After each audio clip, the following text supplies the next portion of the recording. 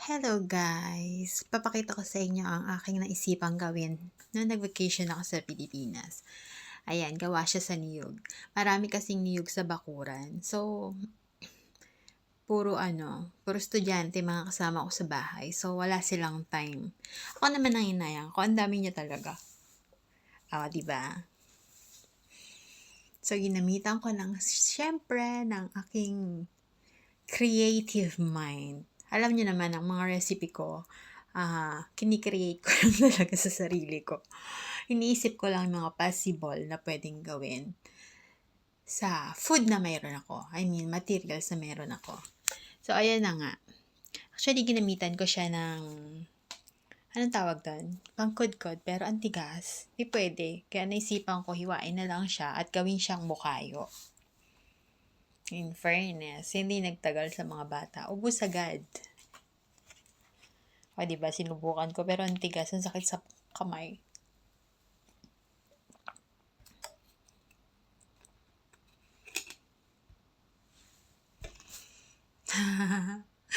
Hindi kaya ng power. Matigas talaga. So, ayan. Hiniwa ko na lang. Tapos, ganyan na siya. Pero dapat manipis. Na-miss ko talaga yan. Na-miss ko yung fresh.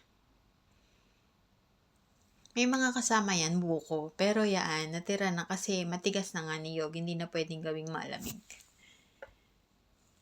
Ayoko na maitapon.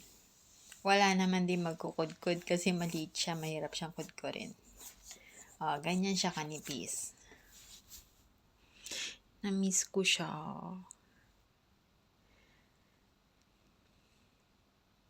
Ayan na. Ano mo lang siya ang tawag dito. Ibubusa mo siya sa kawali. Walang kasama yan. Kahit oil wala. Kahit butter wala. Ganyan lang siya. The coconut meat itself. Tapos nilagyan ko siya ng half sugar. Yes, half. Dapat matamis kasi nga bukayo, di ba? Pero unti-unti ko siya nilagay. Kasi baka hindi ko maalalayan ng halo. Masunog ba? Ayan, hinalo ko lang siya ng hinalo. Ayan na, nag-melt na yung sugar. Di ba maganda na siya?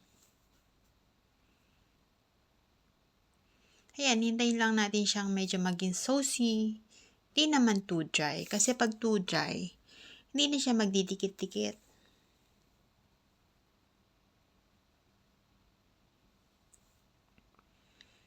Ayan, konti na lang pwede na nating hanguin.